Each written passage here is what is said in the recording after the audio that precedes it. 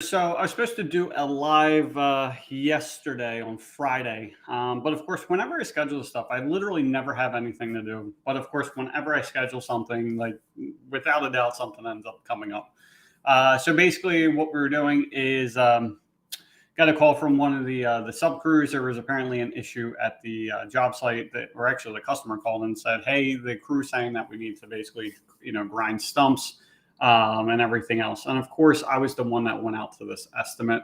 So of course, it was in the one spot I didn't look. And so anyway, I end up having to leave right away, go there, and end up checking out. And there was it wasn't anything major. I basically just had to cut some stuff down with a Sawzall.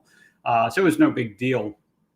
But it just didn't set the right tone for the customer, because they're freaking out because it's like, oh, now the job's not going to get done, and now we got to call a stump grinder in, and now it's going to cost me more money, and like all this kind of stuff. But when I got out there, I'm like, what, I apologize, I screwed up.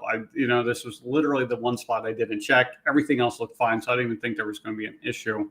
I said, but don't worry, we'll get this taken care of. So the crew goes, and then, they went out to lunch real quick while I was messing with that, which is fine. I don't care. And then, so I came back, I was talking to them, and it was kind of good that it ended up happening, because then my supervisor ended up coming, which I haven't talked to him in a little bit. And then on top of that, I was able to talk to the sub crew, and then I ended up talking to the owner of the sub crew as well. Because the way ours is set up is basically I have the subcontractor, but he basically subcontracts out to several different companies. But it's not even just for fencing. It's one fence crew that pretty much works for me, or, does the work for me.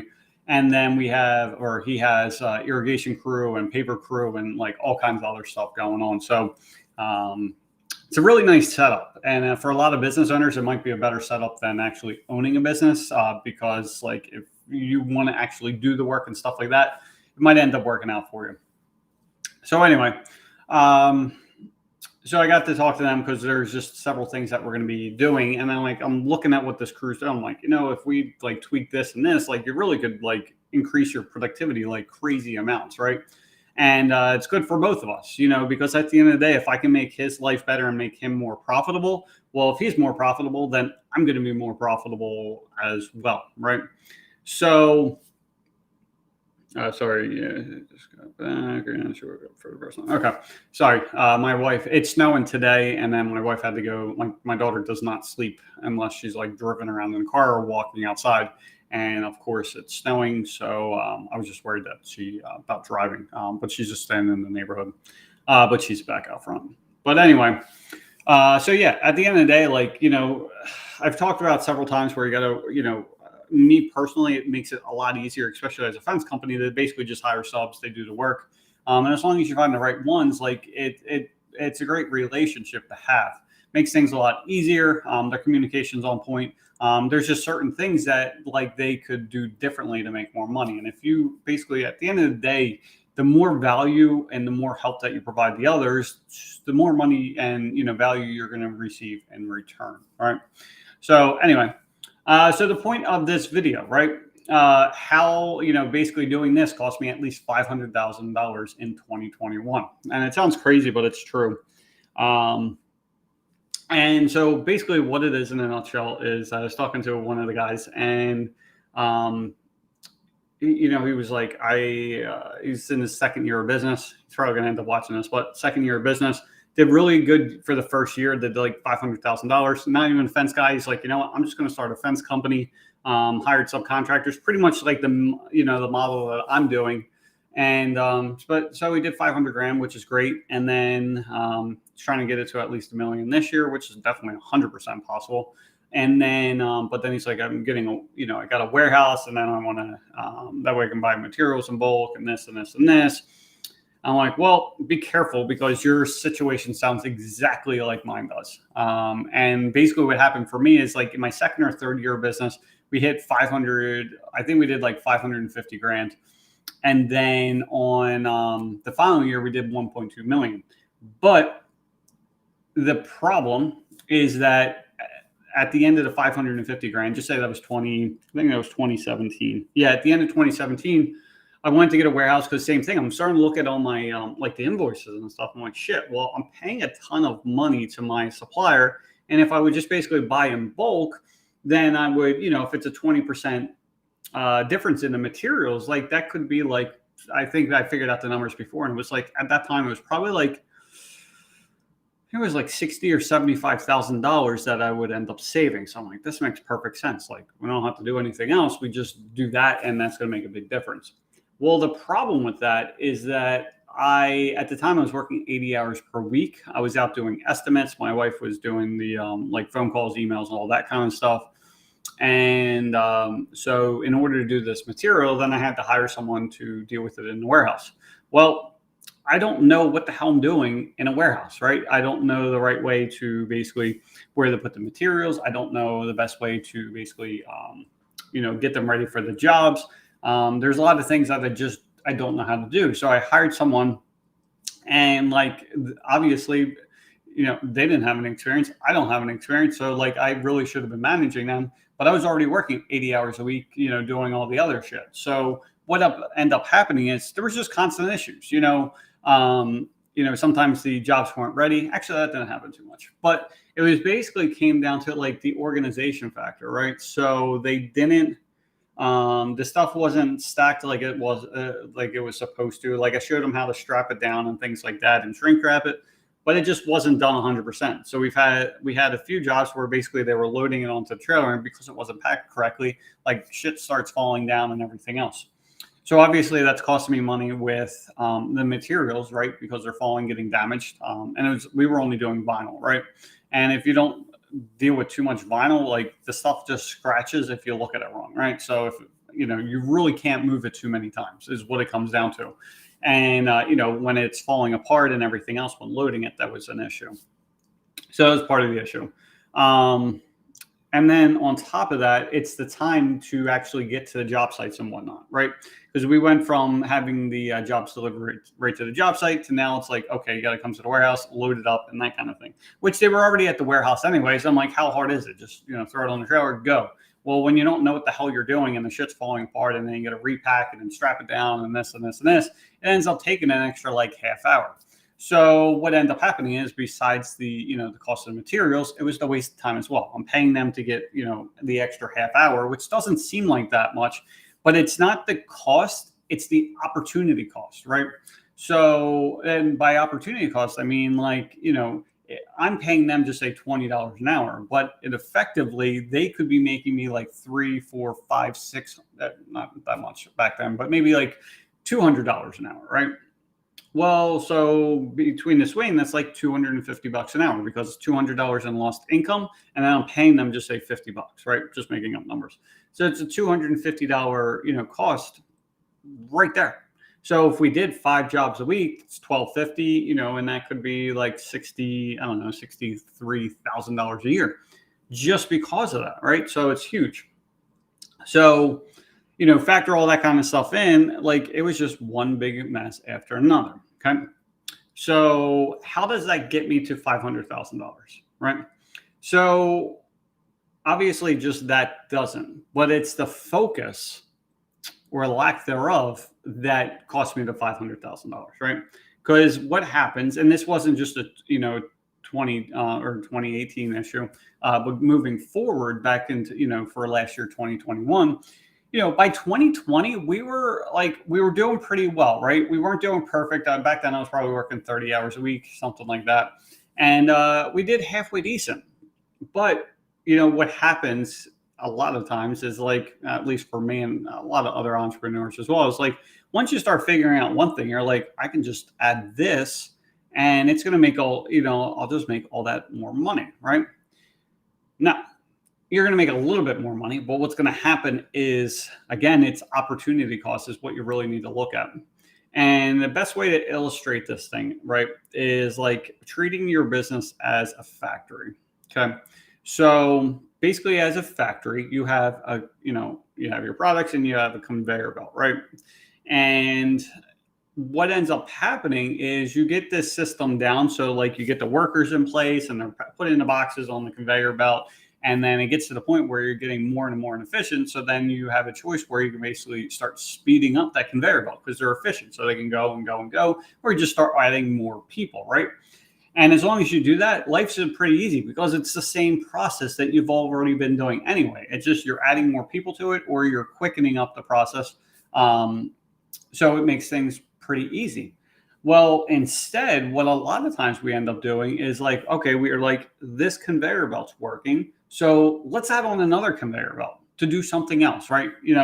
For this, we are, in this case, it's, we had their vinyl fence conveyor belt. That's what we started with. That's what we're really good at. Or just fence installations in general, right? Just your typical fence installations.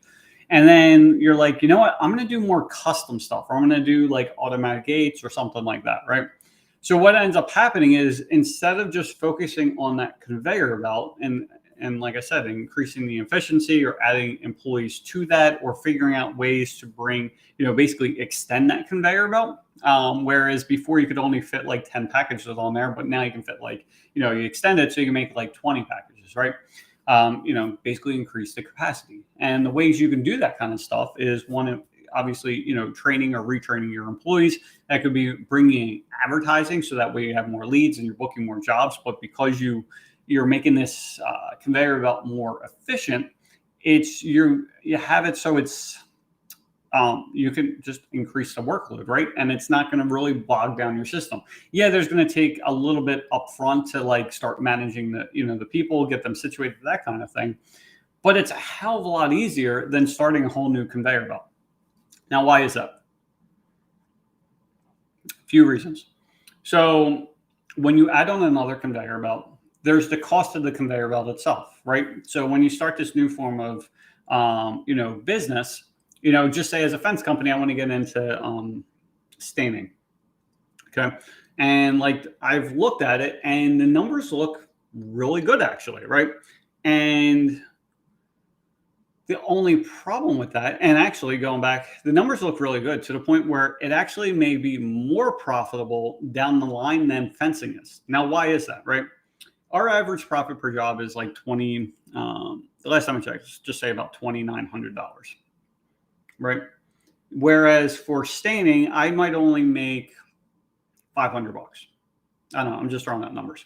So even though you're still looking at staining as $500 compared to the $2,900 for the installation, we got to look at long term, right? People that do like online marketing and stuff like that, they talk about LTVs, which is the lifetime value of a customer. Well, if you're doing fencing, if they're only installing once every 30 years or whenever the fence is going to start breaking and falling apart, or if they move or something like that, or if there's big storm damage, typically you're only going to do one fence 15, 20, 30 years. Whereas with the staining, if you're doing it every 3-4 years, something like that, and you're making $500 every single time, in a period of just say, 30 years, you might go and stain that fence just say 8 times. Well, 8 times 5 is $4,000, so as opposed to the 2,900, which it's great. But the problem is, again, because we're basically starting in another conveyor belt, is we need to pay for that conveyor belt. So then we have to pay for all the equipment. Though looking at it, staining is really not that bad. I probably just have to get a trailer. So, and then the equipment, I might probably be under $10,000, which really in the grand scheme of things, it's not much whatsoever. But there's the process of setting up that conveyor belt, right? So, which is going to basically take attention away from the original one, which was your fence installation, which is a problem because when you start taking your focus away from that, you start taking away from being able to be more efficient, grow the capacity, and all that kind of stuff, right? Along with that, now you have to train your staff for this, right? And chances are, like, I've never done staining, so now I'm going to have to figure out staining, right? So then I have to spend 40, 50, 80, 100 hours on actually learning it because I'm going to have to go read a lot of stuff in the Facebook groups, go to like Stain and Seal Experts, start reading that stuff. Then I'm actually going to have to go and try it on customers' properties. And I don't know about you, but whenever I start something new that I really don't know what I'm doing, I always severely underestimate the amount of time it's going to take. Along with that, like, it's going to be 53 trips to Lowe's or Home Depot. Like it always happens. And the bad thing with this is that a lot of the stuff is probably not going to be at Lowe's and Home Depot. What happens if you don't order the correct amount of material because you're not that experienced or you do a lot of overruns or whatever else. And now you got to wait for that material to come in. It's just a huge pain in the ass, right? So that's where it makes more sense to just stick with your original conveyor belt or what you originally done. So how does that come to $500,000? Well, easy. So for my business last year, we had thousands upon thousands of leads that came in the door, but we only converted at like 7%. That's it. And actually, let me share my screen just so you don't think I'm completely full of crap.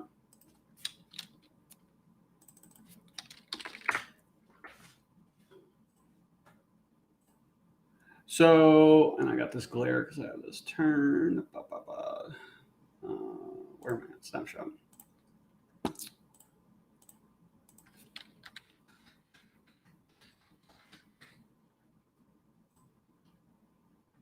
Okay. So if you look here, my jobs one is only at 800 or 8%. That's it. As qualified, total is 6.72. Now, what's qualified versus actual? Okay, so qualified is basically if the customer calls and they are like looking for anything that we actually provide, well, then that's going to be a qualified person. But if they're calling for like random chain link or custom orders, or they have this, oh, I found this picture on Pinterest, like we have a new Pinterest policy here, then they're not going to be qualified, right? So qualified 8%, which is horrible. Okay, now we have a few reasons why it's going to be low. One, I never focused on sales. Two, we're the highest, pretty much the highest priced in the area, right? And number three is we actually charge for on-site consultations. The good thing with the on-site consultations charging for them is we get rid of a lot of tire kickers. The bad thing is because no one really does it in this area, we don't even get the chance to talk to these people in person because of that a lot of times, if they just don't want to pay the money, right? So what can we do about this, or what should I have done about this? Well, what I did about this is I got bored and I'm like, you know what? Last summer, I stayed a little bit more focused, but not as much as I should have, right? A little bit better than years past. Normally for, 2-3 months, I'm like, I'm off, right? I would, of course, get involved if I absolutely needed to, but for the most part, I didn't check the numbers the way I was supposed to. I didn't have the meetings like I was supposed to. I didn't look at how to improve the business like I was supposed to, right? Because in my mind, like I looked at them like, I'm just going to get more leads. Here we have a total of 3,700 leads, which is crazy. And, we're booking 8%. So in my mind, I'm like, let me just get more leads. But I didn't take time to stop and think about why I was doing what I was doing, or is that the best course of action, right? Because a lot of times we look at the problem in our business and we just look at we look at the symptom. Like we're just not booking enough jobs, and most business owners end up thinking that's like, I need to book more jobs. And so therefore I am going to get more leads, right? Well, that's not always the answer. Like if you don't have a ton of leads coming in, yeah, you probably need more leads. But if you have 3,700 leads during the course of the year, like think about this. This is an average of 300 leads per month. And if you look at on a weekly basis, that's like 60 some leads per week. Like we really don't need any more leads. Like we just don't, because at this point, like in order to accommodate more leads, I'm gonna have to bring in more staff and everything else. Like why? I should be able to handle the amount of leads or get the sales I want with the amount of leads we have, in my mind, right?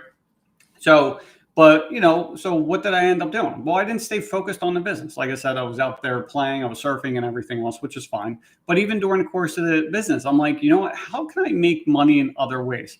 That's kind of like why I started this whole local pro helper thing, right? Because I'm like, I could help other people and then I can help them with this, this, and this, and then I can make the money that I'm supposed to and everything else. And like, I just don't focus on anything else.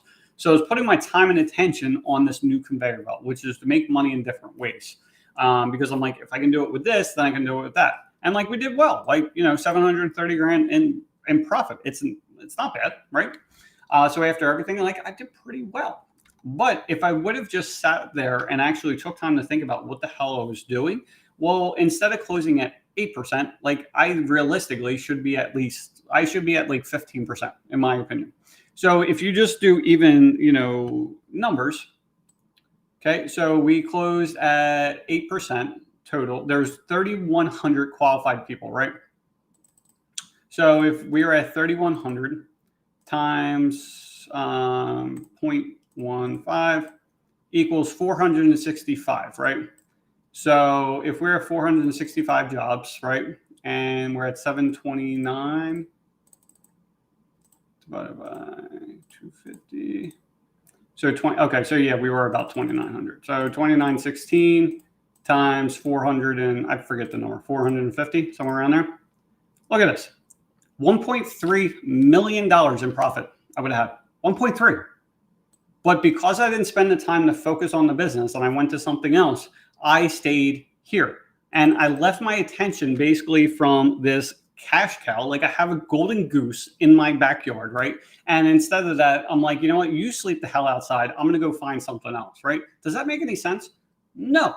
But it's what a lot of times we do over and over and over again. And it just, when I look back, I'm like, what the hell was I thinking, right?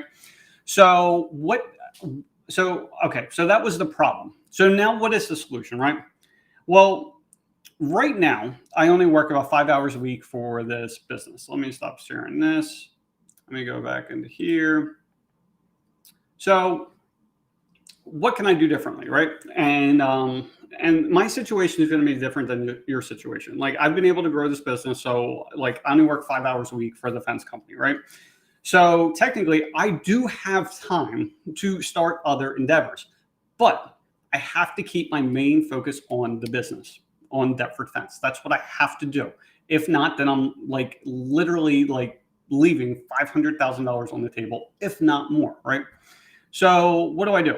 Well, what I'm personally doing for this year is realizing a few things. One, I want to be able to grow this business, but I don't want to spend the extra time and everything else that typically would come with it. So, and also I don't want to take the time, because I'm realizing now that sales is the main problem in my business, right?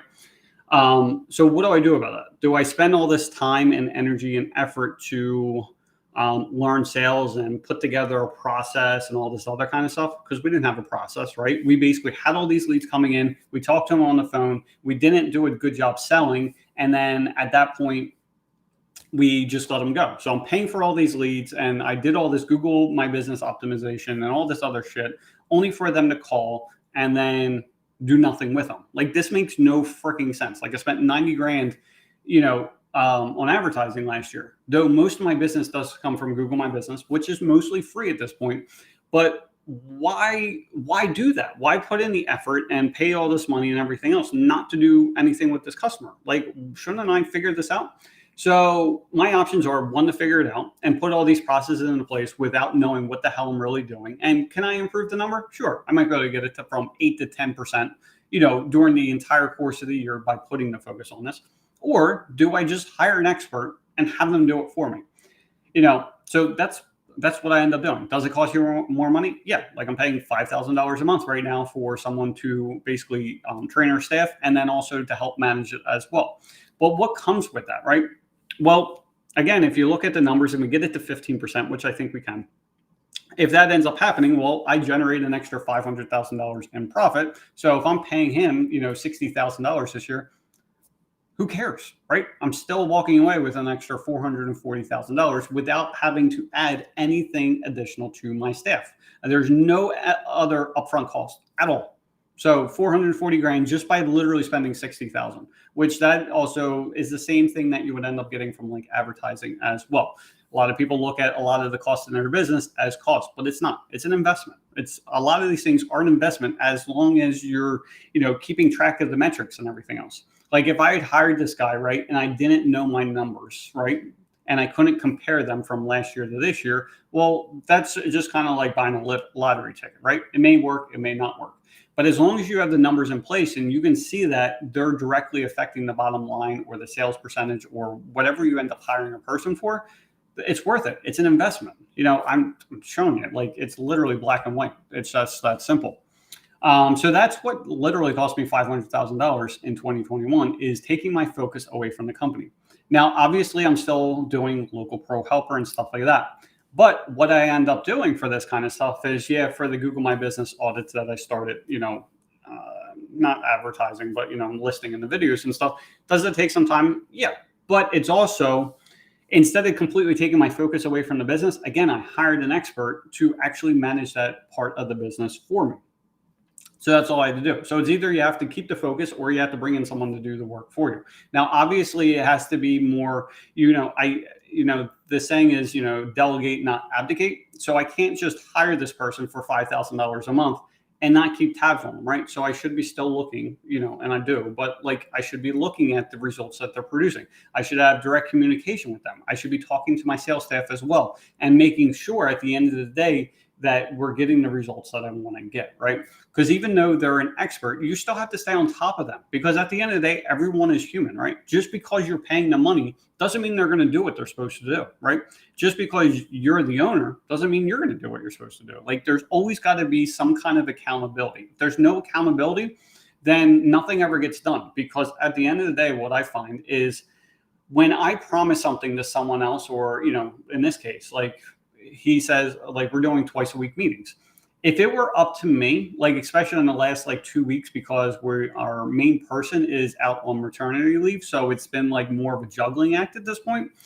But like, if I didn't have this guy, we wouldn't do meetings twice a week, because I did look after the first like 3 months and I'm like, is this really worth $5,000? Like, we're already seeing the result. Like, we're seeing decent results, but like, are we like, does it really make sense at this point? Right. But then I look and I'm like, if it were up to me, like, I wouldn't stay on top of this shit. I just wouldn't. I know how I am. Right. So that's what you got to look at as well. And again, you got to look at going at here, when you hire someone, you got to make sure that you're getting the results that you want. Okay. So like, when we look at, when we started, before we even started doing sales training, right? Let's,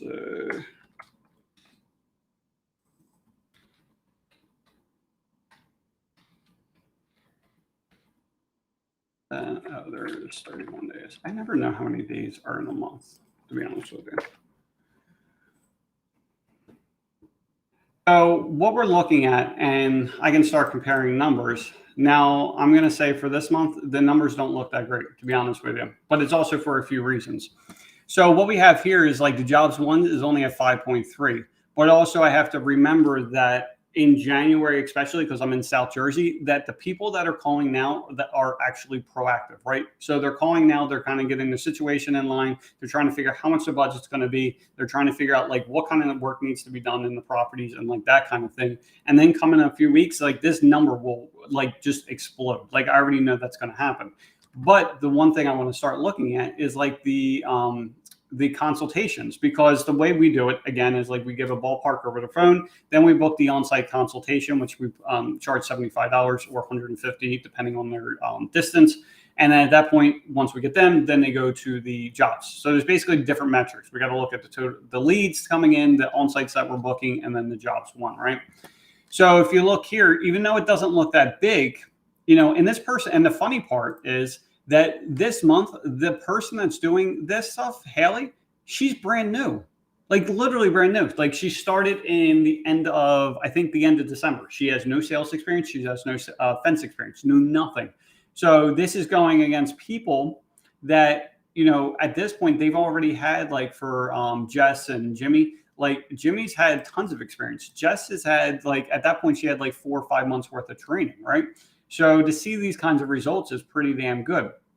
Now, what you're going to see, and you're thinking, well, going from 13.5 13.2 to 14.4 doesn't seem like that much, right? But if I do the numbers, so we come over here,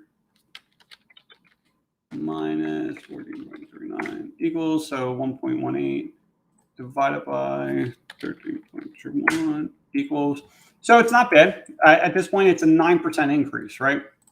So if that keeps on carrying over, this $760,000, then if we add 10% to that, like, we're on pace to make an extra like $80,000 this year, just at this improvement, right? And we're still working on some things. Like I said, it's going to be and I have to also realize that this is let me go back in here. It's a long-term investment. That's the other thing I have to look at, because I used to get bored all the time. And like, I would start something, and then if I didn't see the progress right away, I was very good at like being, like, I think it's part of ADD, but like for me, it's like when I decide to do something for the next like 30 days, I would be all gung ho and put everything into it.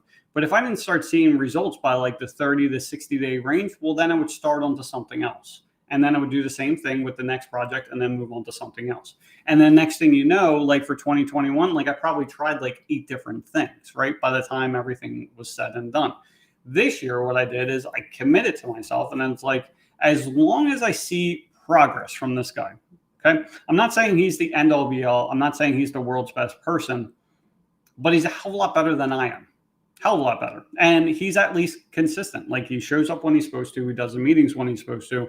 The things that we're working on as far as like the fence buying guide, we're also working on the follow-up schedules and everything else, because that's the other thing. Like, we didn't follow up with anyone. So now we have all these leads coming in this year, and now we're following up with them on a very consistent basis. And we've seen personally a huge improvement. I look at some of these jobs that we booked, and I would see that the follow-ups that go through, who's going into, I should probably just stay on this.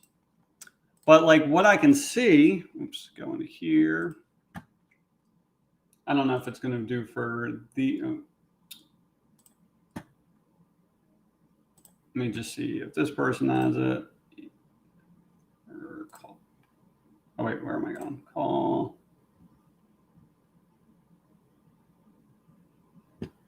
It's not showing it. I'm not going to go through them, but I looked at some of the jobs and that we're booking, and what I'm seeing is that we followed up with them like 5 and 6 times, right? And it would be constant emails like, hey, Mrs. Smith, just following up to see if you're still interested, blah, blah, blah. Week later, hey, Mrs. Smith, following up, hope you're doing well, blah, blah, blah. Another week after that, and keep on going and going and going. And I'm seeing tons of people that we're booking after following up with them like 5 and 6 times. Well, last year we wouldn't have had that. So again, like what I'm doing is just staying committed for this entire year. That's all I'm doing, is staying committed on this one thing, because I really do feel that this is going to be the biggest push for my business. Again, because if I get to that 15, not if, I'm going to get to that 15%. Well, then at that point, like that adds an extra $500,000 in there. The other things that I'm going to be working on this year that I wasn't doing last year is regular meetings. Like, and I didn't have the regular communication with my staff. Like, I did a really bad job, and looking at it, like I'm a shitty boss, you know. When looking back at it compared to some of these leaders in the industries, I'm at the end of the day, I'm not doing everything I should be. So that's what I've been looking at as well. So, along with this $500,000 from this, it's also going to be a huge difference in just basically the overall culture of the business. It's pretty good. Like, everyone pretty much enjoys working here. We have a great time. We have fun. But it's also the consistency, right? We weren't doing the meetings like we were supposed to. We weren't, going over the results like we weren't, were supposed to. I wasn't holding people accountable like I was supposed to. Like, there would be some things here and there. But because there wasn't that, honest, effective feedback, where they are compared to where they could have been is just two totally different spectrums, which is, it's my fault. I didn't do what I was supposed to. And because of that, we don't have as much as the results, and along with this is, if we would have got the extra $500,000, well, then I could have offered everything I wanted to. Like, this year, we'll definitely get to the point where we're able to offer like the health insurance, the retirement, not the 401k. I think we have to do like a subset of like a Roth, just because of the fees and everything else. But like, I'm realizing more and more that people want the insurance. They want the other benefits. They want to make sure they have vacation time and sick time and all this other kind of stuff. Well, I couldn't offer that before because I just wasn't focused enough. Like, we did really well, and I did, took home a decent amount, but it's time to take care of the employees more than I did. Like, I tried to take care of them, but not as well as I should have. Because along with that is, if I, want to get to that next level, or not if, when we get to the next level, like last year we did $2 million in sales, I have to keep on asking myself, like, what do I need to do within this business, or what does this business need to look like, or what are the processes that this business needs to do if we were a $10 million company, right? Because the things we do now are totally different than what we need to do at the $10 million range. It's also, what we do now is completely different than what we did at 250 grand. Like, there was no process, there was no systems, there was no nothing. I'm not saying we're perfect now, but at least we're in a step in the right direction. So there's just a lot going on that I'm realizing more and more. If I would have just kept the focus within the business starting in like 2020, easily could have made 500 grand last year, and that would have carried over for this year as well. Like, we could have easily hit $4 million if I would have looked at the business the way I should have, and realized what I need to do. But I didn't do that. But it is what it is at this point. So anyway, I hope this kind of stuff helps you. If there's ever anything that you want to know, you could always send an email, which is at support@localprohelper.com. And then you could also sign up for the what do you call it? To schedule time to talk. I love talking to people, try to figure out how to fix your business, that kind of thing. But the number one I see constantly is honestly, it's the you just people think they need more leads, but a lot of times it's not more leads. Like I'm a perfect example. Like I had thousands of leads. I'm like, oh, I need more leads. No, I'm being a dipshit. Like I don't need more leads. So take time to look at your business. Take time to look at, is it really the problems you're having in the business and what you think is the possible solution? Is it really the solution, or are you looking at like the symptom of the problem, right? Because like I said, with 3,000 leads and I'm swearing I need more leads, well, no, I just need to increase my sales percent. But again, I wouldn't have known that if I don't have this program that does that stuff for me, right? So you got to look to see what your CRM can do, basically see how many leads are coming in. A lot of them don't track that kind of stuff as far as how many leads are coming in. So you might have to do it manually. I don't know how I would do this at that point. That's kind of scary to think about. But you can look at that stuff. You should be also looking at, if you're trying to make more money, are you looking at do you think you just need to book more jobs, or do you need to think about like how to make more profit per job?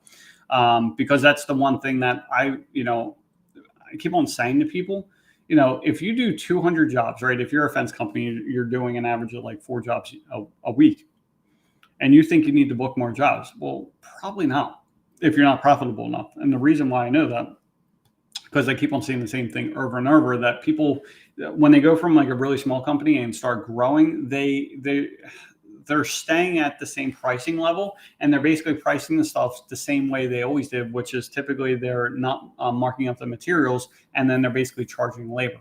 Well, you can't do that when you go to scale your business and grow it, because now you got to hire other people. So the profit you're making on the labor, you're paying someone else to do.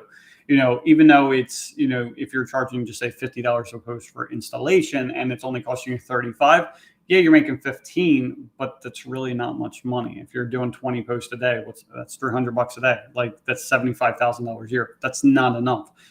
That's only going to work if you're running 5-10 crews, and like then your expenses increase and everything else. So instead of doing all that, for 200 jobs, if you would just raise your prices by $250, go from 6,000 to 6,250, that's an extra $50,000 in profit, right? So anyway, hope this kind of stuff helps. If you like this, great. So anyway, talk to you soon, and I will see you.